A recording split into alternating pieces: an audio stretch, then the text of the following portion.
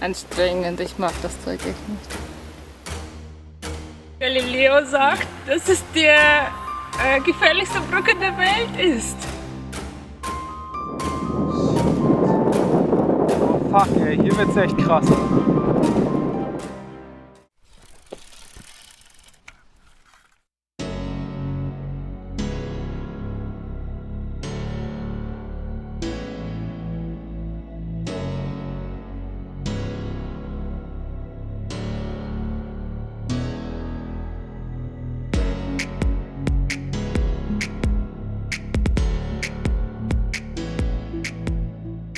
Guten Morgen.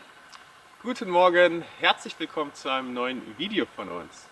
Wir befinden uns mitten in Sibirien in Russland auf einer ganz besonderen Straße, der sogenannten Barmstraße. Also das ist der Weg hier, ist es nicht die Barmstraße, die Straße ist da vorne ungefähr, irgendwie 300 Meter oder so entfernt. BAM, das ist eine Abkürzung für Baikalskoje. Baikal-Amurskaya Magistral. Sowas wie Baikal-Amur Großstraße. Ja, also eine Straße und eine Bahntrasse, die quasi den Baikalsee mit dem Fluss Amur ganz im Osten von Russland verbindet. Also mehrere tausend Kilometer lang. Und wir sind jetzt schon seit einer guten Woche, seit ungefähr 10 Tagen auf dieser Straße unterwegs. Also es ist alles nur Schotterpiste, mitten in der absoluten Wildnis, und ab und an kommt halt mal ein kleines Dorf oder auch mal eine größere Stadt. Und heute steht eine ganz besondere Etappe für uns vor, und zwar wir müssen einen Fluss überqueren, und zwar einen größeren Fluss, Vitim heißt er. Und über den Fluss gibt es zwar eine Brücke, aber so wie wir das jetzt mitbekommen haben und uns alle Leute vorgewarnt haben, die ist in richtig schlechtem Zustand. Galileo sagt, dass es die gefährlichste Brücke der Welt ist. Galileo hat einen Bericht über die Brücke gemacht.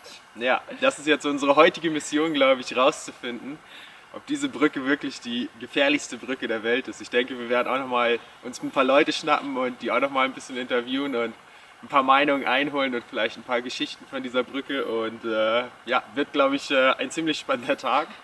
Mal gucken, was das wird. Und wir nehmen euch wieder mit. Viel Spaß!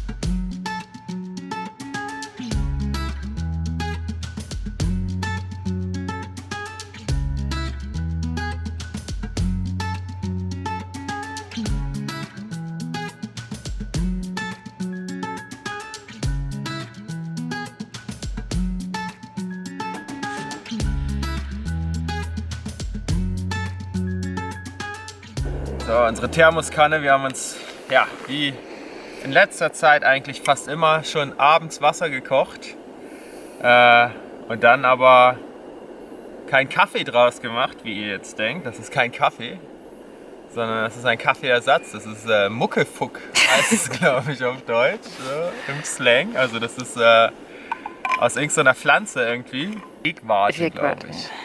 Und das ist in Russland halt noch so halbwegs beliebt, aber ich denke auch irgendwie in Kriegszeiten oder so war das halt sehr, sehr populär. Aber es gibt es halt immer noch und ist halt super günstig. Schmeckt eigentlich ziemlich gut, so als Heißgetränk. Ist halt ohne Koffein und so, also nicht wirklich so mit Kaffee vergleichbar, aber halt auch einen sehr interessanten Geschmack, so etwas herber und so. Und ja, das trinken wir jetzt morgens immer. Guten Muckefuck.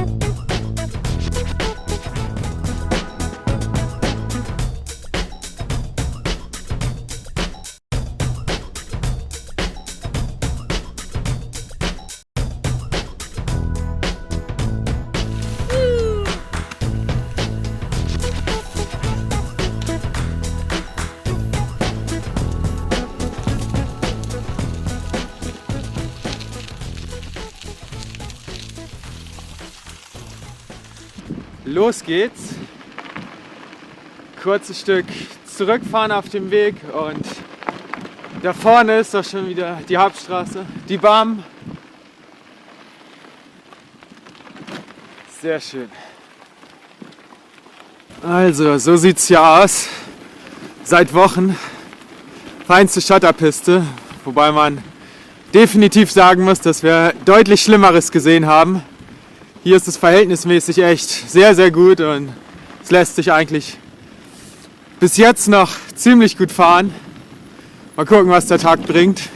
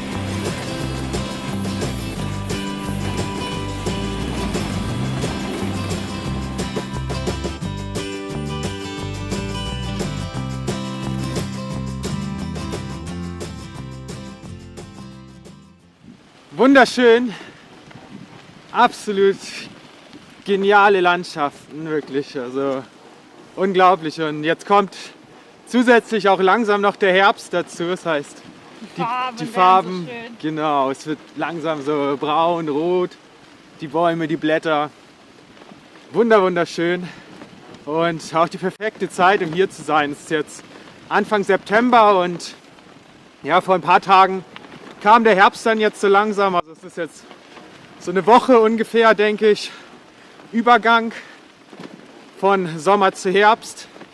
Und ja, ich habe Wetterbericht geguckt, also in einer Woche werden wir hier schon Minusgrade haben. Aber jetzt gucken wir noch mal von oben, wo wir denn wirklich genau sind.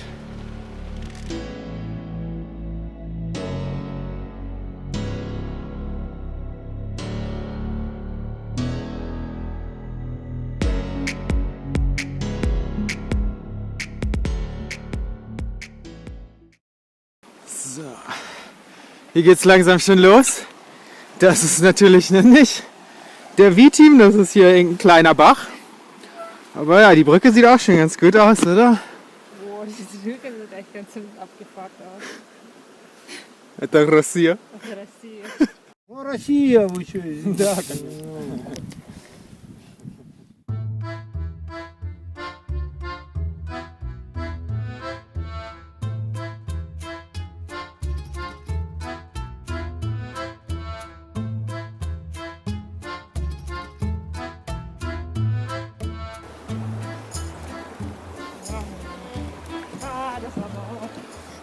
Pass auf jeden Fall mit den Nägeln auf.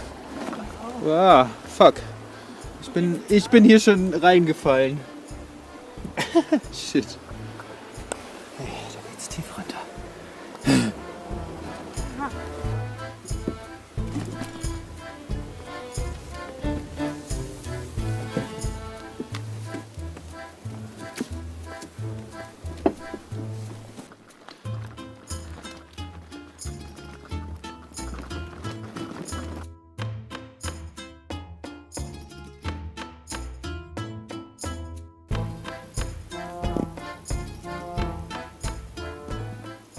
Schon wieder diese großen Steine, Pfützen. Anstrengend, ich mag das Zeug echt nicht. Bäh.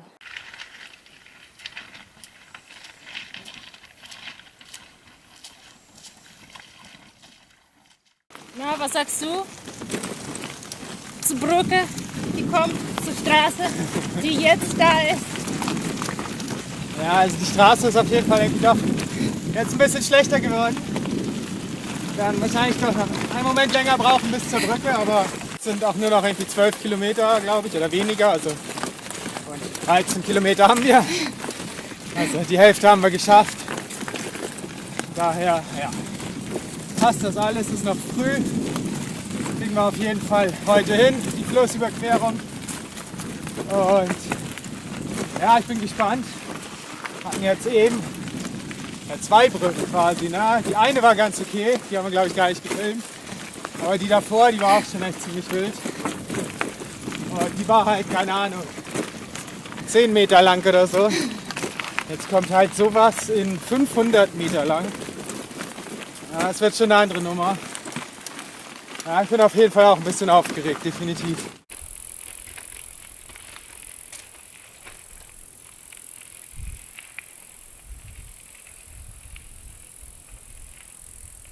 Also wir sind kurz vor Vitim jetzt, irgendwie 4, 5 Kilometer glaube ich. Wir machen jetzt erstmal Mittagspause. Es gibt die Reste von gestern. Spaghetti mit Gemüse. Und Knoblauch vor allem. Und viel Knoblauch. Und ja, dann fahren wir gleich in die Stadt. In das Dorf. Ich glaube, wenn wir Glück haben, stehen da ein paar Häuser. Gucken, ob wir ein paar Leute finden, die wir ein bisschen interviewen können über die Brücke. Wir haben vor ein paar Tagen schon mal irgendwie ein paar Leute getroffen und denen ein paar Fragen zu der Brücke gestellt. Только там так страшно, голова кружится, правда. Потихоньку пройдете. Вода там бежит в течение. Главное не торопитесь. Падать высоко. Падать высоко. Я туда пьяный пробежал, а обратно с похмелья на коленках полз. Meint, diese Brücke ist so hoch und so wackelig. Вода вот так шумит. Letztes Mal ist er besoffen durchgegangen, war okay, aber zurück war er nüchtern und er ist gekrabbelt, weil es irgendwie so nicht so gut war.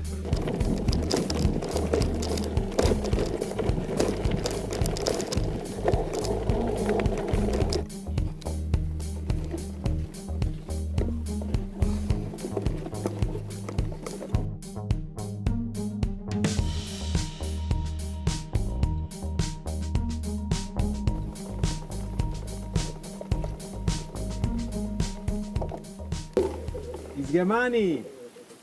Понятно. Меня зовут Миша. Понятно. Как вас зовут? Виктор. Виктор? Да. Хорошо. Нам надо информация о мосте через Витим. Ну, он мост через будет. У вас есть информация? Конечно. Конечно, хорошо. Пойдем на летнюю кухню. Посидим.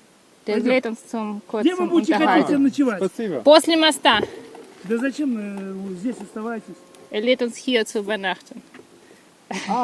Спасибо. А мы хотим Ну, поехать. ясно. Шан, заходите. Спасибо. Зайдите. Сюда поговорим. Мы хотим небольшое взять у вас интервью про мост. Там какие-нибудь случались, может быть какие-то несчастья?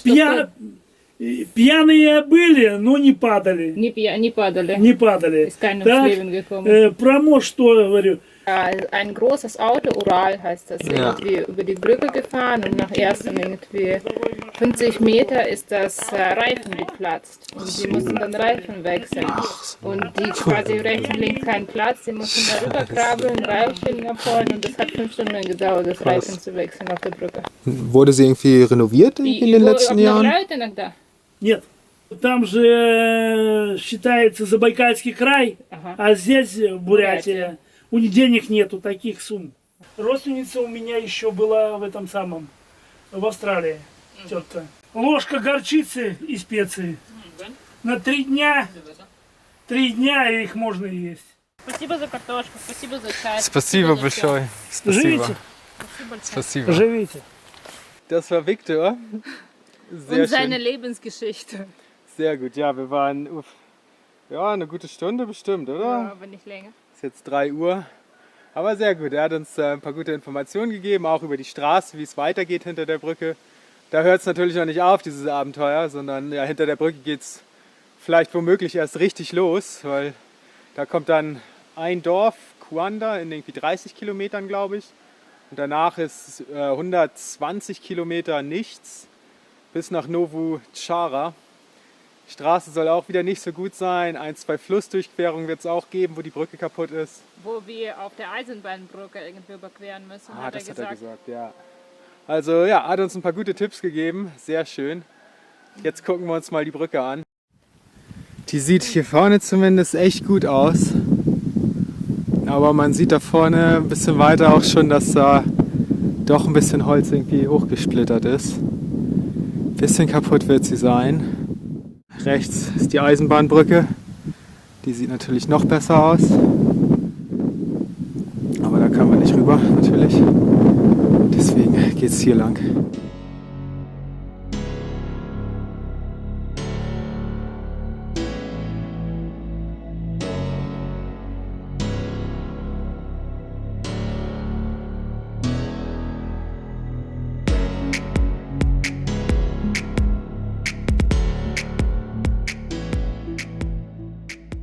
Ja, ein bisschen windig. Stimmt. Ja, hier sieht es dann auch schon interessanter aus. Hier muss man aufpassen.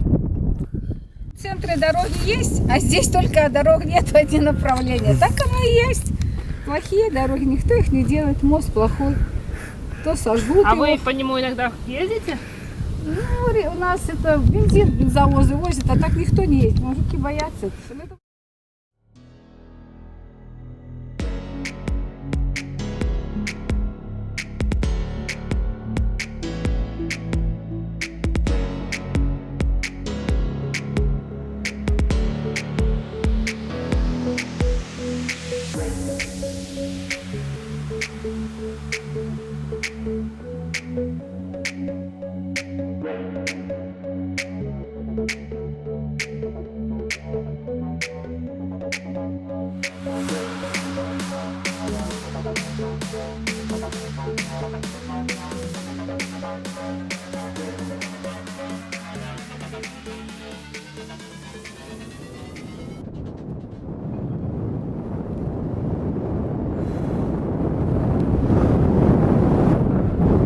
Geht's? Ja.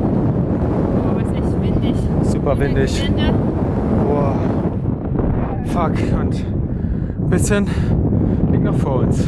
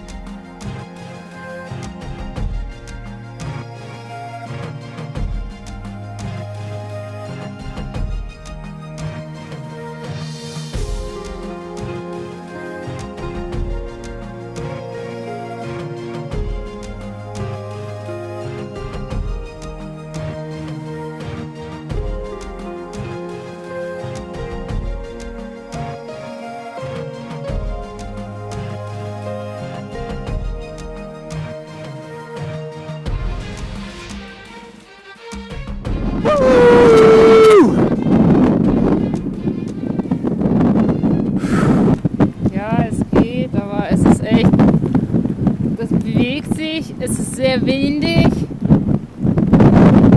und unter ist Wasser. großen Löcher sind schon ganz schön krass, oder? Ja. Boah. Verdammt, aber ja, mehr als die Hälfte haben wir. Wir haben 2/3, würde ich sagen. Schaffen wir. Ja.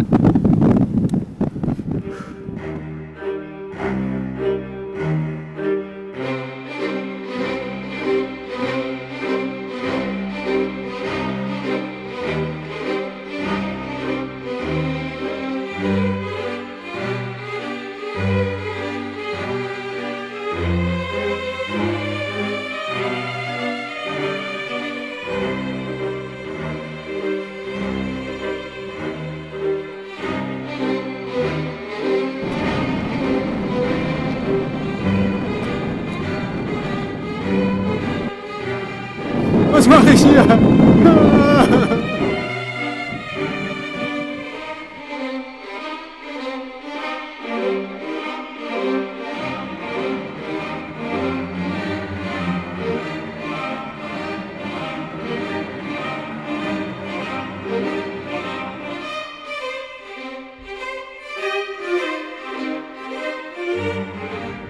Jetzt haben wir sie aber mit dem Holz hier gespart.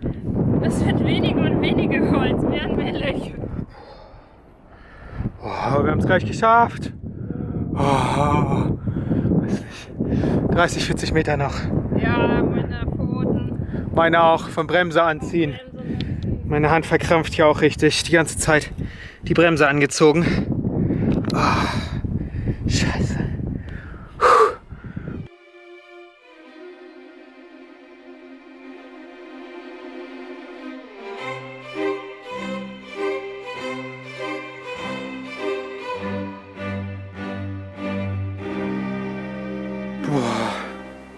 Wir haben es geschafft. Oh, wir haben es geschafft. Boah, meine Pfoten. Und das war zum Teil so kalt, das war echt auf einmal so kalt wegen dem Wind. Der Wind war krass. Der Wind war krass und die Brücke war auch krass. Ich habe versucht, nach unten nicht zu gucken. Ich habe einfach nach vorne geguckt und so schnell wie möglich rübergerollt. Aber wie wusstest du dann, wo du hintrittst? Ich habe gesehen, dass du da durchkamst und dann habe ich weiter geflogen. Ja, ich meine, ganz nach unten nicht zu gucken, ins Wasser und ins Tiefe, das habe ich nicht gemacht. Gut, und was meinst du? Hat Galileo recht gehabt? Ist das die gefährlichste Brücke der Welt? Naja, Victor hat gesagt, es ist noch nie jemand gestorben hier. Von daher kann man es, glaube ich, schon mal nicht als gefährlichste Brücke der Welt betiteln, weil ich denke, es gibt schon ganz schön viele Brücken auf der Welt, wo irgendwelche Autos irgendwie regelmäßig runterfallen und die ganze Zeit Leute sterben. Das ist hier noch nicht passiert. Wir sind auch heil rübergekommen. Gefährlichste Brücke der Welt. Bam!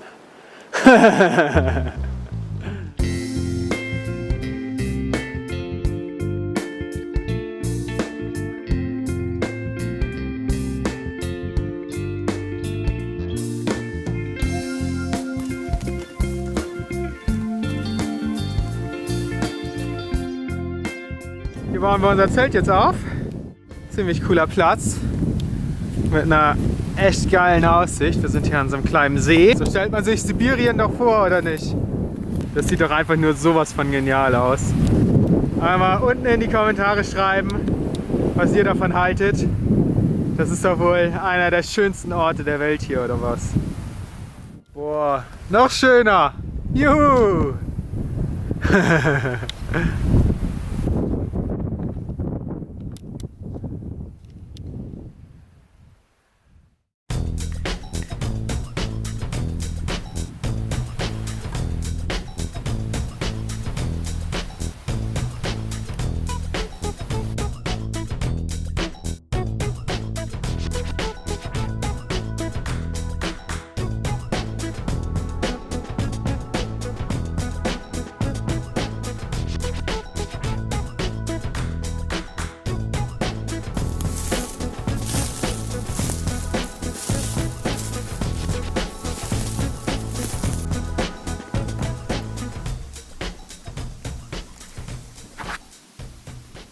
Ein bisschen alte Birkenpilze, würde ich sagen. Aber die sehen irgendwie, glaube ich, ziemlich alle nicht so gut aus. Nee. Der Kleine ist so klein. Gucken wir weiter. Hier jetzt Bild zusammen. W der Refni Volk.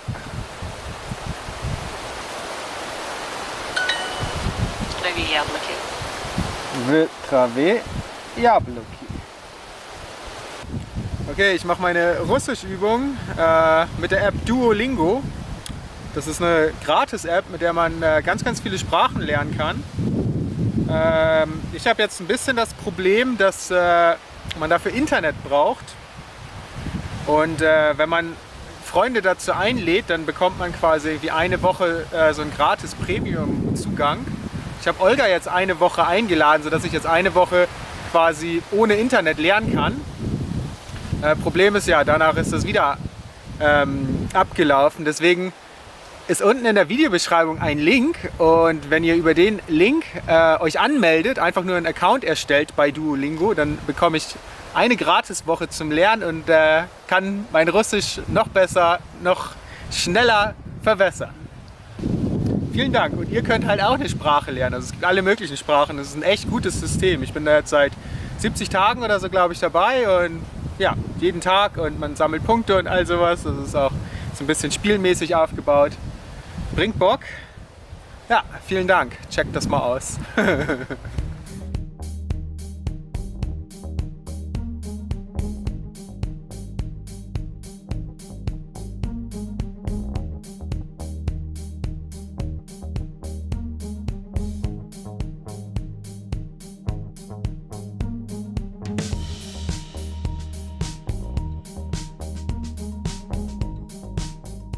Okay, also es gibt Kartoffeln, ein paar Karotten und Zwiebeln. Olga hat schon alles gut klein geschnitten. Noch nicht alles, aber bin dabei. Noch nicht alles, okay. Wir haben von Viktor Kartoffelgeschenk bekommen. Frisch aus dem Garten. Und wir machen einen Eintopf daraus.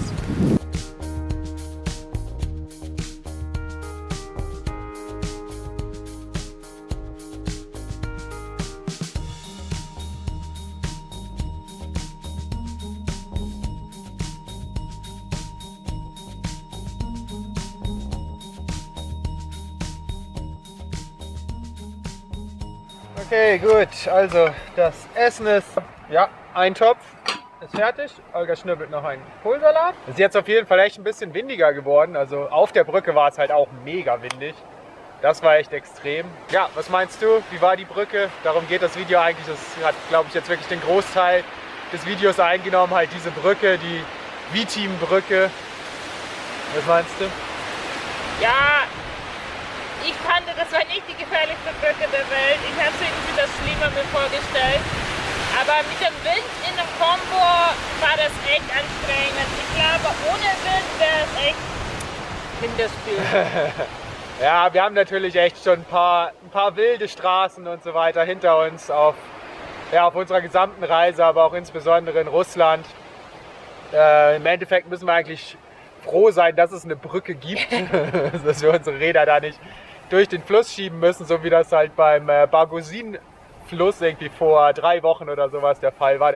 Von daher, ich würde sagen, es war eine sehr interessante Erfahrung, schon eine ziemlich krasse Brücke. Also ich fand es schon krass, also teilweise echt morsche Balken, Ja, große das schon, Abstände, man konnte tief nach unten sehen und dann halt der Wind dazu.